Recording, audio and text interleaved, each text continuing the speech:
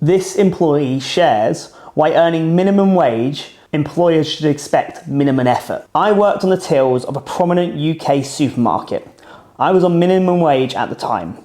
I learned that minimum wage workers get no respect. I also learned that it's a bad idea to build a reputation for yourself as a good worker when you're on minimum wage, because then they just pile all the work on you instead of the other employees who are not as capable. So basically, if you do work minimum wage, my advice is just to be mediocre, because you won't get any more respect for being a hard worker, and your only reward will be that you get more shit to do. Now, this is super interesting to me, as their logic does make sense, but is by doing media work holding your own development behind? I think I'd have two bits of advice for this person. Number one, the early part of your career should be all about building your skills. So in any experience that you do, think about how you can take those skills away from that experience to build your own skill set up. Number two, this might be difficult to understand very early in your career. I think as you get older, you really understand yourself better. But if you can try and find work that aligns with your values and your purpose, so take a moment to understand what your values are, what your purpose is,